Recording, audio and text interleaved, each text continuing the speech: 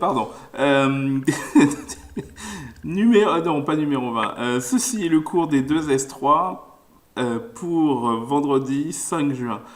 Nous corrigeons le numéro 20. Il s'agissait de démontrer que les plans P1 et P2 d'équations respectives x plus 2y moins z plus 1 égale 0 et 2x plus 3y moins z plus 2 égale 0 sont séquents, suivant une droite D dont on donnera une représentation paramétrique. Donc ici, il s'agit de bien décoder le truc, c'est-à-dire qu'il faut d'abord voir qu'il y a deux questions. D'abord, est-ce qu'ils sont séquents? A priori, oui. Et deuxièmement, qui est delta? Donc on va faire ça en deux étapes. Donc ici, la première chose à récupérer dans les équations, c'est de dire que P1 il est d'équation x plus 2y moins z plus 1.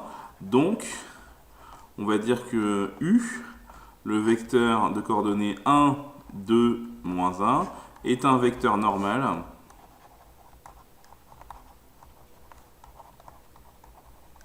à P1.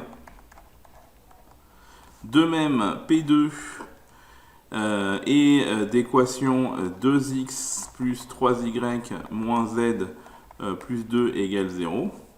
Donc le vecteur U2, alors du coup on va l'appeler U1, ça sera plus simple. U2 sera de coordonnées 2, 3, et là j'ai oublié un... Non, j'ai pas oublié un z, c'est moins 1, est un vecteur normal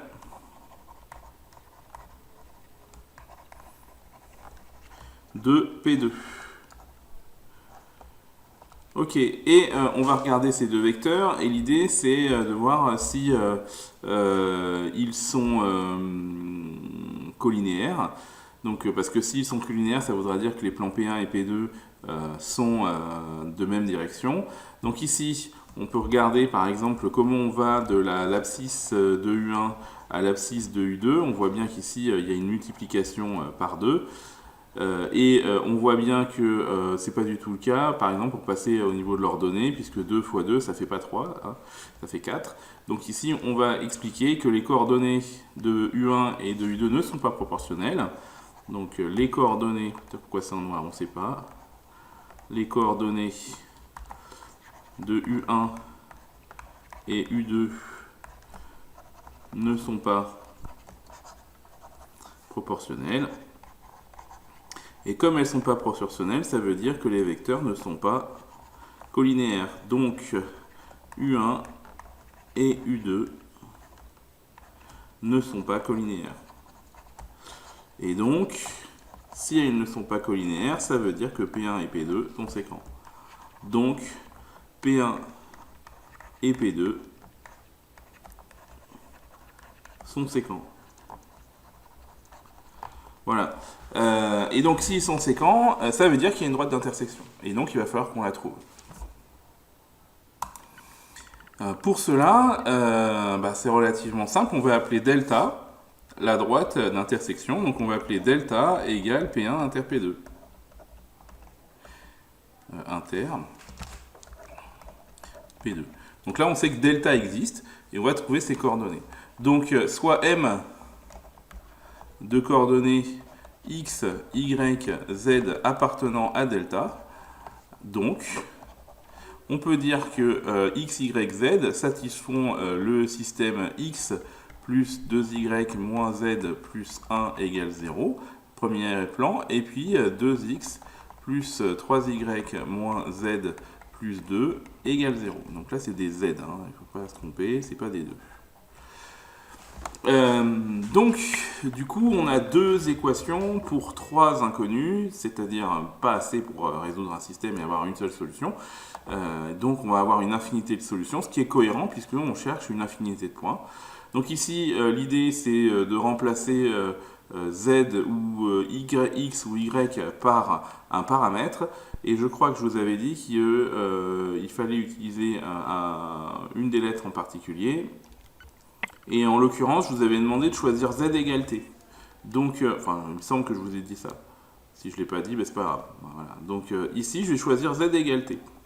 Donc si z égale t, l'idée c'est de remplacer z par t dans les deux équations, et puis d'essayer d'isoler x et y. Donc on va déjà les réécrire ces équations. Donc du coup on a x plus 2y moins t plus 1 qui est égal à 0. Et puis on va avoir 2x plus 3y moins t plus 2 qui doit être égal à 0. Donc on va résoudre ce système. Donc là l'idée c'est d'essayer d'isoler quelque chose. Alors on peut faire une substitution ici, c'est relativement facile à mettre en œuvre parce que ici on a x qui est tout seul, il n'a pas de coefficient, donc du coup ça va être pratique. Donc je poursuis le système en isolant x au numérateur, enfin pas au numérateur, dans la première équation. Donc ici ça fait x qui va être égal à moins 2y plus t moins 1. Du coup, le x qui est ici, je peux le remplacer par tout ce qui est là. Donc, du coup, je peux écrire que 2 facteurs de 2y moins 2y plus t moins 1 plus 3y moins t plus 2 égale 0. C'est une équation valide. Et là, on remarque que du coup, j'ai plus que des y et du t, qui bien sûr est le paramètre, donc ça ne c'est pas gênant. Donc z égale t ici pour l'équation suivante. Je trace une ligne pour séparer un peu les calculs, je repars là-haut. Du coup, mon équation devient, alors j'ai toujours z égale t. Ici, j'ai toujours x est égal à moins 2y plus t moins 1. Et ici, je vais développer. Donc 2 fois moins 2y, ça fait moins 4y. 2 fois t, ça fait 2t. 2 fois moins 1, ça fait moins 2. Plus 3y, moins t, plus 2 égale 0. J'isole y. Donc ici, je vais avoir moins 4y et plus 3y qui ensemble font moins y. Donc là, je pourrais directement trouver y tout de suite. Ça va essayer de gagner du temps. Donc ici, je vais mettre y tout de suite parce que l'idée, c'est que je vais dire que moins 4y plus 3y, ça va faire moins y et que le moins y, je vais le balancer de l'autre côté et je vais l'écrire en premier ici. Du coup, ici, je vais avoir 2t moins t, ça va faire t. Et moins 2 plus 2, ça va faire 0. Donc ça, j'obtiens y égale t, z égale t. Et du coup, là, je peux trouver x. Donc du coup, x, c'est moins 2, et à la place de y, je peux mettre t. Donc moins 2t plus t moins 1. Donc moins 2t plus t, ça fait moins t. Et moins 1. Et donc j'ai le système paramétrique de la droite delta. Donc ici, je peux rajouter delta. Voilà. Donc système paramétrique de cette droite. Donc clairement, au niveau de la méthode, premièrement, démontrer que les plans sont séquents, c'est prendre les vecteurs normaux et vérifier qu'ils ne sont pas collinéaires. Deuxièmement, fabriquer un système et prendre une des coordonnées et dire que c'est elle le paramètre, que ici on a écrit z égale t. Cette méthode est vraiment ultra classique et il faut savoir la rédiger. Ici, ce qui est important, c'est cette ligne-là. Elle a l'air de rien, mais c'est elle qui fait tout. Donc, quand on dit que m de coordonnées x, y appartient à delta, du coup, le x, le y et le z, ils satisfont au système. Donc, c'est là que se fait la charnière du calcul. Nous passons à l'exercice suivant. Donc il s'agit de la même consigne, numéro 21. Donc ici, on va essayer de regarder si les plans P1 et P2 sont séquents. Donc ici, on va avoir P1 d'équation x moins y moins z égale 0. Donc x moins y moins z égale 0, ce qui donne U1 de coordonnées 1, moins 1 qui est normal à P1. Vous avez P2 qui sera de coordonnées 2x moins y plus 2z égale 0, ce qui donne U2 qui va être de coordonnées 2 moins 1, 2, qui va être normal à P2. On regarde un peu les coordonnées. Si on regarde les abscisses, par exemple, on voit qu'on multiplie 1 par 2 pour obtenir 2 et que ça ne marche pas du tout ici puisque moins 1 par 2 ça fait pas moins 1.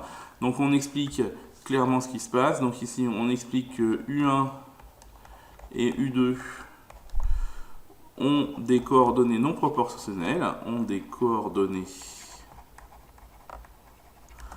non proportionnelles. Donc U1 et U2 ne sont pas collinéaires.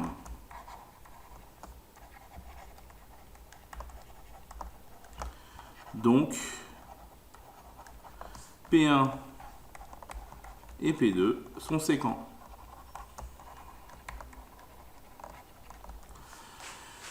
Et donc on appelle delta, donc on va dire soit delta égale P1 inter P2. Donc M, si M de coordonnées x, y, z appartient à delta, alors on pourra donc dire que x moins y moins z égale 0 et que en même temps 2x moins y plus 2z égale 0. Du coup, on va par exemple poser un paramètre. Donc ici, alors ici je peux prendre un peu ce que je veux. Donc je vais prendre x égale t par exemple. Soit x égale t. Donc du coup, le système devient t moins y moins z égale 0 et 2t moins y plus 2z égale 0. Du coup, je vais essayer d'isoler une des deux équations. Donc par exemple, je vais avoir y ici. Ah, j'ai oublié de la mettre celle là-dedans. Hop, alors ça c'est une accolade un peu foireuse. Voilà, donc x égale t. Du coup, ici je peux dire que du coup y est égal à t moins z en prenant le moins y qui est là et en mettant de l'autre côté. Du coup, ici, je peux dire que ça fait 2t moins t moins z plus 2z qui est égal à 0, ce qui fait x égale t, y égale t moins z, et là, ça fait 2t moins t plus z plus 2z égale 0. Au final, mon système devient x égale t, ici y égale t moins z, et du coup ici on va essayer d'isoler z, donc ça fait 3z, ici ça fait t, donc 3z plus t égale 0. Donc au final, z est égal à moins 1 tiers de t, ou t moins t sur 3 si vous préférez. X est égal à t, et du coup y est égal à t moins plus 1 tiers de t. Et au final, on obtient x égale t, y égale, alors ça fait 4 tiers de t, et z égale moins 1 tiers de t. Alors certains pourraient se poser la question par rapport au corrigé, c'est-à-dire que le corrigé il dit x égale 3t, y égale 4t, z égale moins t. C'est pas du tout par la même chose. En fait, il faut se rappeler qu'un système paramétrique n'est pas unique et que on pourrait comparer ma solution avec celle du corrigé. Donc ici, je vais la transporter dans le corrigé pour vérifier avec vous qu'en fait c'est tout à fait cohérent. Pour ça, il faut que j'arrive à la bouger. Hop, ça s'en va. Donc voilà ma solution. Voilà la solution du corrigé. Quel rapport y a-t-il entre les deux? Eh bien, si on regarde bien, ici, cette équation a été multipliée par 3 par rapport à la mienne. Pareil, cette équation-là a été multipliée par 3 par rapport à la mienne. Et cette équation ici a été multipliée par 3 par rapport à la mienne. En fait, ici, on a le vecteur directeur 3, 4, moins 1 qui qui est le vecteur directeur de la droite, et dans mon système paramétrique, c'est 1, 4 tiers, moins 1 tiers, et en fait, si on regarde bien, ces deux vecteurs, qui sont tous les deux les vecteurs directeurs de la droite delta, en fait, ils sont parfaitement collinéaires, et c'est pour ça qu'ils peuvent tous les deux servir de vecteurs directeurs, et que donc les deux systèmes ici sont tout à fait acceptables comme réponse, aussi bien celui-là que celui-là. Nous passons à l'exercice 22. La proposition suivante est-elle vraie ou fausse? Justifiez votre réponse. Les plans P1 et P2 d'équations respectives x plus 2y moins z moins 1 égale 0. Donc je vais l'écrire. P1 c'est x plus 2y moins z moins 1 égale 0. Et P2 d'équation 2x moins y plus z moins 4 égale 0 sont-ils séquents suivant une droite delta qui passe par A et le vecteur directeur U et coordonnées moins 1, 3, 5. Donc ici, on récupère le vecteur U1 qui sera le vecteur normal à P. Donc le vecteur U1 c'est 1, 2, moins 1. On récupère le vecteur U2 pour P2 qui sera le vecteur 2, moins 1, 1. Ces vecteurs sont-ils collinéaires? Eh bien, il est clair que non, puisque là, on passe de 1 à 2 en multipliant par 2, mais 2 fois 2 ne fait pas moins 1.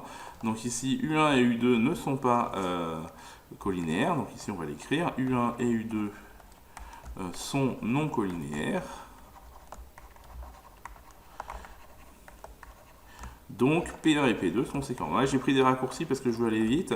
Ça fait déjà 3 fois qu'on fait cette démonstration. Donc P1 et P2 sont séquents. Et sont séquents en delta. Maintenant, l'idée c'est est-ce que on peut répondre à la fin de la question, c'est-à-dire il faut savoir si la droite delta passe par A de coordonnées 1, 2, 4 et de vecteur directeur U coordonnées moins 1, 3, 5. Donc pour déterminer si delta passe par A de coordonnées 1, 2, 4 et A admet U de coordonnées moins 1, 3, 5 comme vecteur directeur, il y a deux méthodes. Alors la méthode longue consisterait, parce qu'on ne va pas la faire évidemment, consisterait à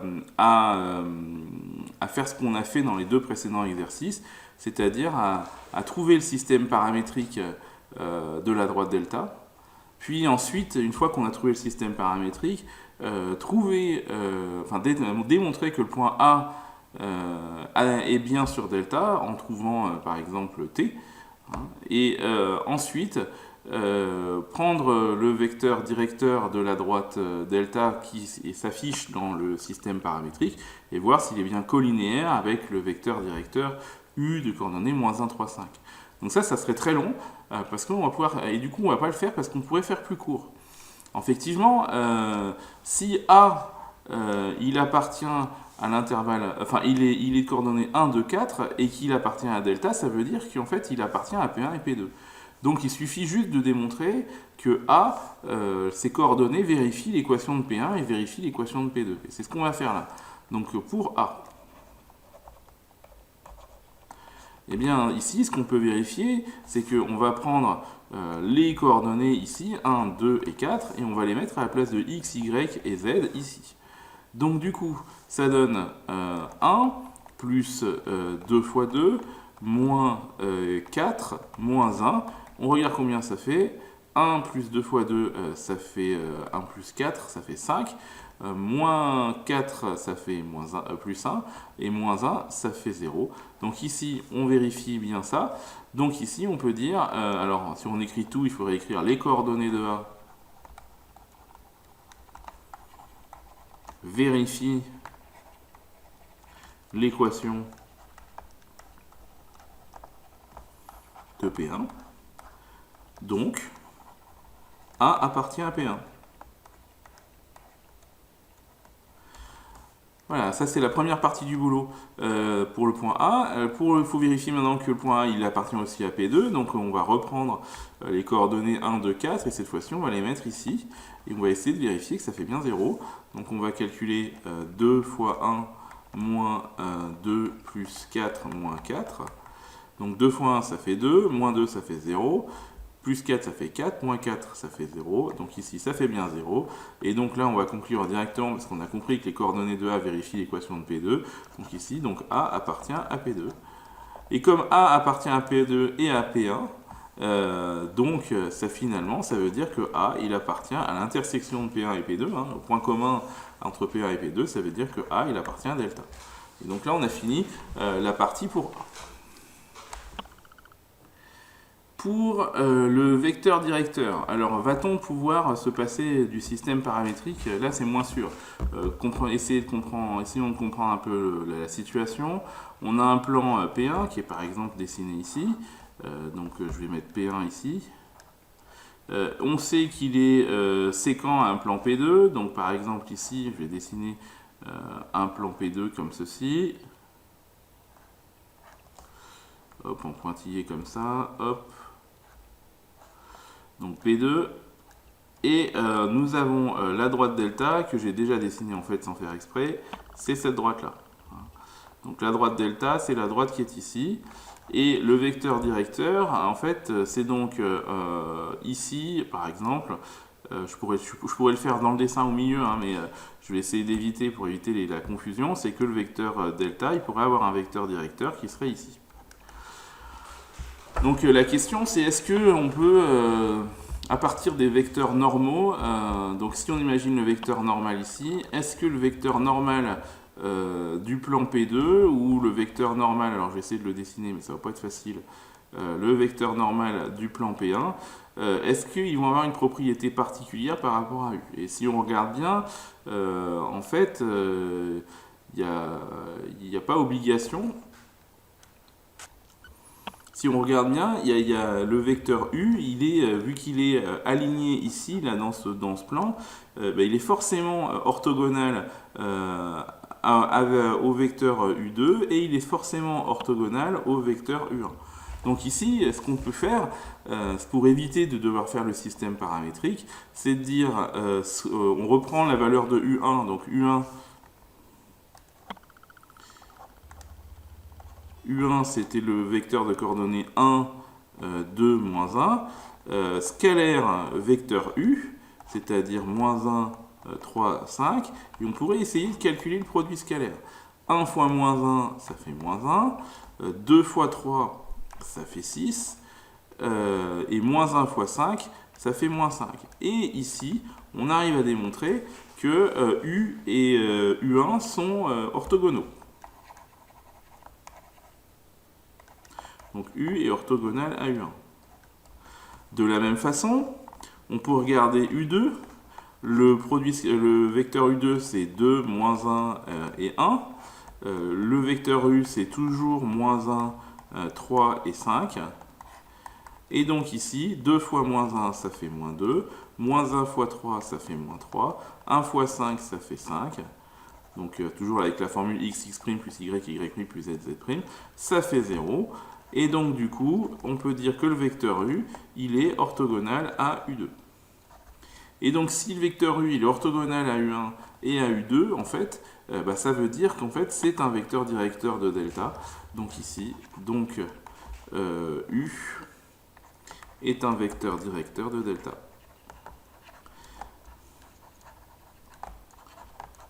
Puisque on sait que en fait, le vecteur U, il est à la fois aligné avec P1 et à la fois dans P2.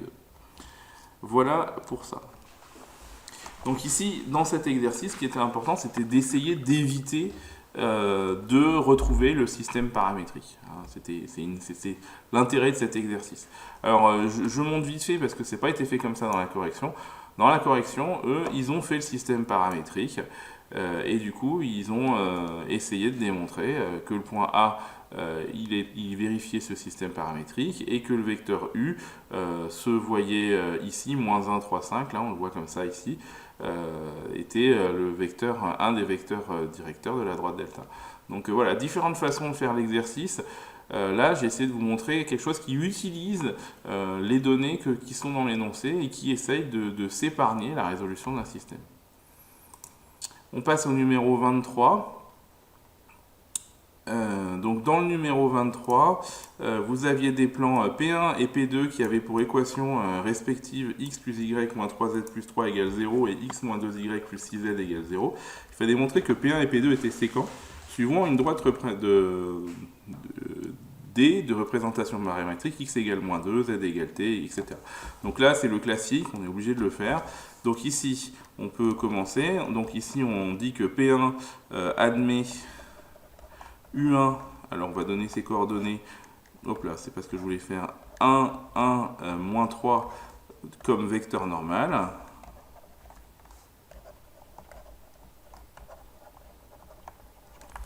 U2, lui, est de coordonnées 1, moins 2 et 6, est un vecteur normal de P2.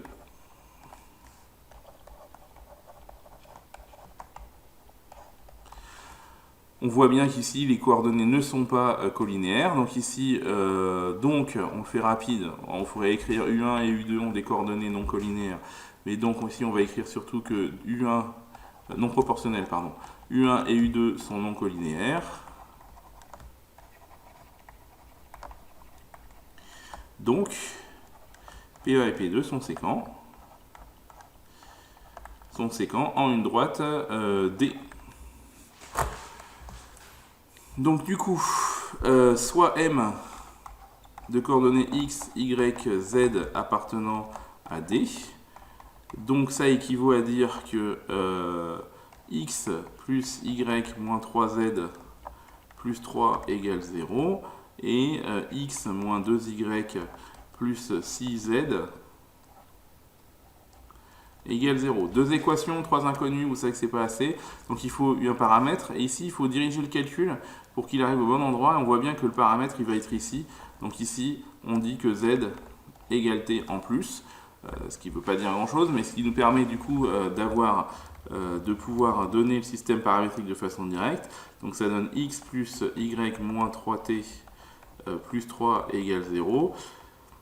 X moins 2y plus 6t égale 0 et z égale t. Donc maintenant, on va essayer d'isoler x et y. Alors ici, pour changer un peu de méthode, au lieu de faire une substitution, je vais cette fois-ci faire une combinaison. Donc, méthode de combinaison, je rappelle qu'on peut remplacer dans un système une des lignes par une combinaison des autres, enfin de toutes les lignes, ou de certaines lignes. Donc, toujours en gardant bien sûr celle qu'on remplace. Donc ici, par exemple, ce que je vais faire, c'est que je vais remplacer la première ligne, là, la ligne numéro 1, je vais la remplacer par la ligne numéro 1 moins la ligne numéro 2. Donc, en faisant la ligne numéro 1 moins la ligne numéro 2, donc ici, je vais dire que je fais L1 moins L2, hein. Donc ça fait x moins x, ça va faire 0. Y moins 2y, ça va faire 3y. Moins 3t moins 6t, ça fait moins 9t. Et plus 3 moins 0, ça fait plus 3. Donc l'avantage de cette méthode, c'est que du coup, ça va très vite. Parce que du coup, je vais pouvoir isoler y tout de suite. Si j'isole y tout de suite, c'est-à-dire si je mets moins 9t plus 3 de l'autre côté et que je divise par 3 d'un coup, ça fait y égale 9 divisé par 3, hein, ça fait 3t plus 1. Donc là, j'ai y égale 3t plus 1, j'ai toujours z égale t en bas. J'ai toujours z égale t en bas. Et ici, je vais essayer de combiner, pareil, pour essayer de vous faire travailler d'autres méthodes. Pour vous faire combiner, pour faire apparaître que x. Donc pour faire apparaître que x, il faut que j'enlève y ici, les y. Donc ici l'idée c'est que je vais combiner en prenant la ligne numéro 2 et en en ajoutant 2 fois la ligne numéro 1. L'avantage c'est que du coup si je fais moins 2y plus 2y, ici ça va faire 0. Donc si je combine comme ça, alors ça me fait x plus 2 fois la ligne 1, ça fait 3x. Hop là, c'est pas la bonne couleur. Donc 3x. Oh, c'est pas possible ça. 3x. Si je fais moins 2y plus 2y, ça va faire 0. Si t moins 6t, ça va faire 0. Et je vais obtenir 0 plus 6 égale 0. Au final, j'obtiens x ici. Donc x égale, le 6 passe de l'autre côté, je divise par moins 3, ça fait x égale moins 2. Donc le système paramétrique, ben, je l'ai bien là, hein, c'est bien x égale moins 2, z égale t, ça c'est bon, et y égale moins... Ah, j'ai un moins 1 plus 3t, j'ai dû faire une petite erreur de calcul. Et oui, effectivement, ici, le plus 3, quand il passe de l'autre côté, ça fait moins 1. Donc là, hop, petite erreur de calcul, j'espère qu'on m'en voudrait pas. Voilà, donc je retrouve bien le système paramétrique qui était demandé. Deuxième question, il faut démontrer que la droite D et le plan pi d'équation 2x moins y plus 2z plus 2 égale 0 sont séquents. Et il faut déterminer les coordonnées de leur point d'intersection. Alors je rappelle un petit peu, ça c'est sur un chapitre qu'on a déjà fait. Je rappelle que l'idée c'est que si on a un vecteur normal et une droite D, si c'est séquent, la seule façon pour laquelle ça soit séquent, il faut que le vecteur normal ici, n, et le vecteur directeur de D, donc ici je vais par exemple le faire ici, donc le vecteur directeur de D, pour que ça puisse couper, il faut que le vecteur U ne soit pas orthogonal, sinon la droite serait parallèle au plan P. Donc ici, on va démontrer que D et P et pi sont séquents, donc ici, on va donc chercher le vecteur directeur de D, donc soit U, alors le vecteur directeur de D, on peut le lire ici, des coefficients de T, donc ici bien sûr il y a 0T, hein, donc ça fait 0, 3 et 1, est un vecteur directeur de T, directeur de D, je ne sais pas pourquoi j'ai dit T, et le vecteur n, alors lui on va chercher le vecteur normal au plan pi, et donc c'est 2, hein, on prend ces valeurs là, 2, moins 1 et 2, donc 2, moins 1 et 2 est un vecteur normal de pi.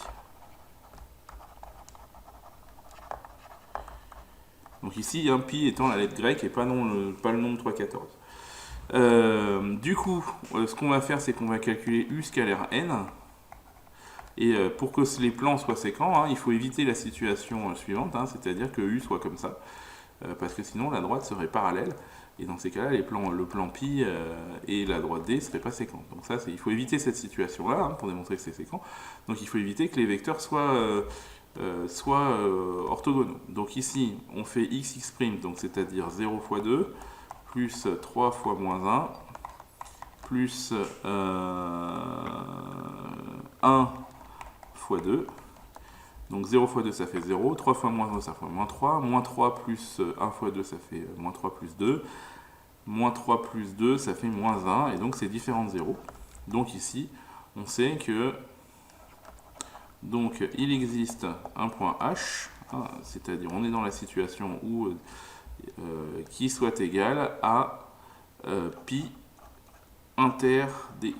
Et donc, l'objectif, c'est de trouver H. Donc, soit H de coordonnées x, y, z égale à pi inter D.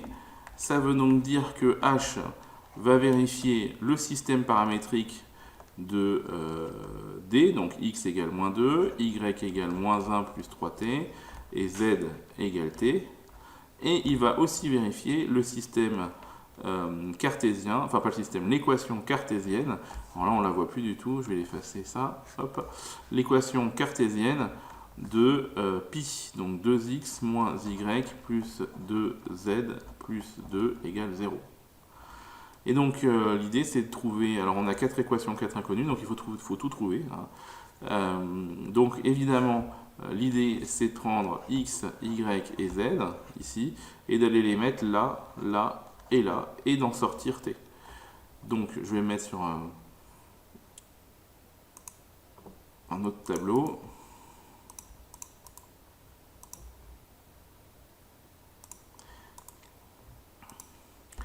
Donc du coup, on peut donc dire que 2 facteur de moins 2. Alors là, c'est un peu ridicule cette parenthèse, mais bon, voilà, pourquoi pas.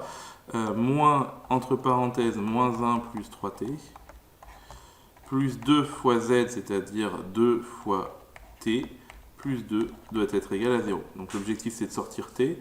Donc là, ça fait moins 4. Là, ça fait plus 1, moins 3t, plus 2t plus 2 égale 0. Ça fait moins t. Ici, ça fait moins 4 et plus 1, ça fait moins 3. Moins 3 plus 2, ça fait moins 1. Et au final, on obtient t égale moins 1. Donc t égale moins 1. Donc, on injecte ça ici. Ça fait x égale moins 2. Y est égal à moins 1 plus 3 fois moins 1, c'est-à-dire moins 4.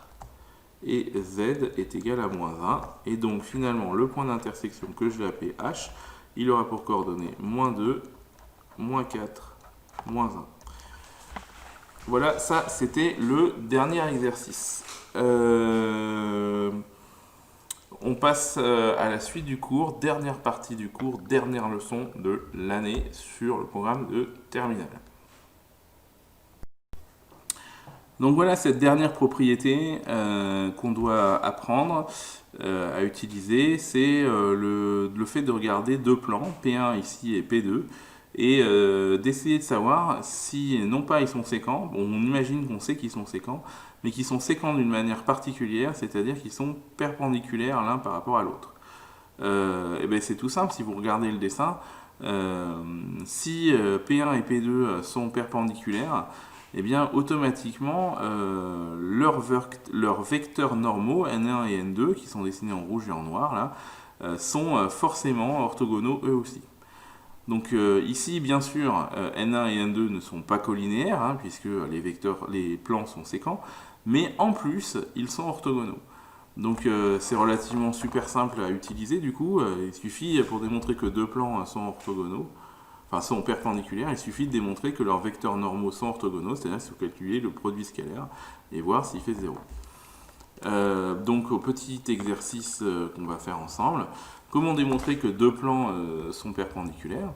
Donc dans un repère orthonormé, les plans P et P' ont pour équation 2x plus 4y plus 4z moins 3 égale 0, et 2x moins 5y plus 4z moins 1 égale 0, et il faut démontrer que les plans P et P' sont perpendiculaires.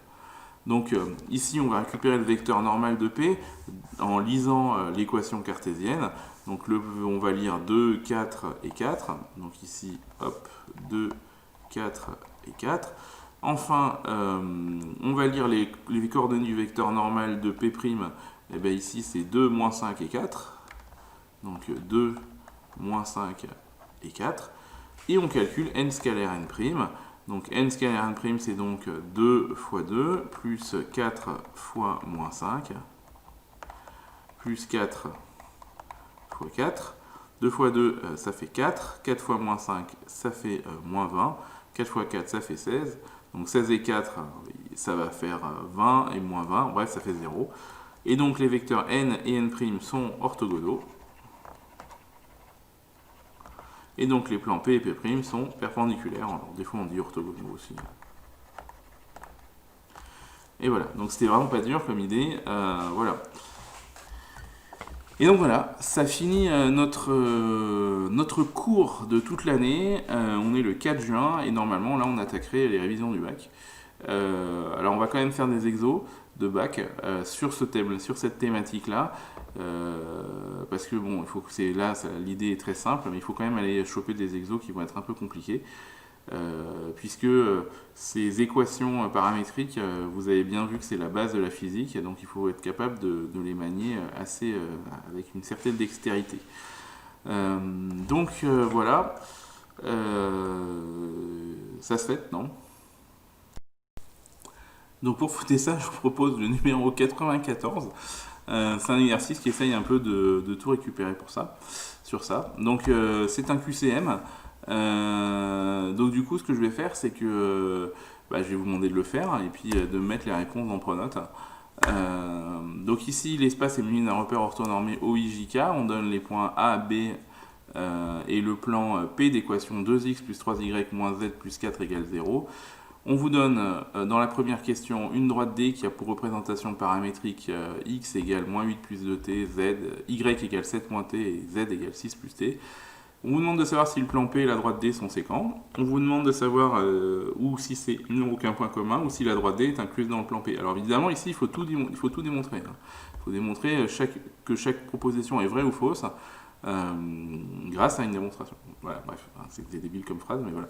Pour la deuxième question, on vous donne un deuxième plan, P', qui est le plan d'équation x plus 4y moins 3z plus 4 égale 0, et on vous demande de savoir si P et P' sont parallèles et distincts, si P et P' sont confondus, si P et P' sont séquents suivant une droite de vecteur directeur, moins i plus j plus k, ça veut dire moins 1 plus 1 et 1 comme coordonnées, ou aucune des réponses précédentes n'est exacte. Et puis enfin, le plan médiateur du segment AB a pour équation moins 4x plus 2y, enfin bref, 3 réponses. C'est quoi un plan médiateur? Parce que ça c'est vrai que c'est pas une question banale. Donc un plan médiateur, c'est quand vous avez un segment AB, que vous calculez les coordonnées de son milieu. Alors je rappelle que les coordonnées d'un milieu, c'est, on l'a vu à un moment donné dans l'année, c'est si A est coordonné XA, YA, ZA, et B est coordonné XB, YB, ZB, et bien I, il aura pour coordonnées la moyenne des coordonnées, c'est-à-dire XA plus XB sur 2 pour l'abscisse, YA plus YB sur 2 pour l'ordonnée, et ZA plus ZB sur 2 pour la cote. Et donc un plan médiateur c'est quoi? Un plan médiateur c'est un plan qui va passer comme ça par le milieu I, c'est-à-dire que grosso modo votre plan il va passer ici. Alors on peut imaginer que le plan il passe comme ça, alors il faut imaginer que A et B sont sur les côtés du plan. Alors, donc on peut faire imaginer un truc comme ça par exemple, voilà. Ce sera peut-être plus simple si on fait ce petit segment. Et donc l'idée c'est on peut calculer les coordonnées de I. Bien sûr la direction du plan, vous avez le vecteur normal qui est bien sûr le vecteur AB, puisqu'il est forcément perpendiculaire, parce que c'est un plan médiateur, donc il y a un angle droit à cet endroit-là. Donc AB, le vecteur AB est normal au plan médiateur. Donc vous avez tout ce qu'il vous faut pour démontrer laquelle de ces trois propositions est la bonne. Voilà. Donc ça c'est un petit QCM rapide que vous compléterez par cet exercice qui n'est pas dans votre livre, qui est un petit peu plus retors parce que voilà, il mélange un peu plein de choses, la géométrie dans l'espace, peut-être même des fonctions, voilà. Donc cet exercice sera disponible dans votre espace Pronote et à faire pour lundi. Je vous souhaite un bon week-end et à lundi.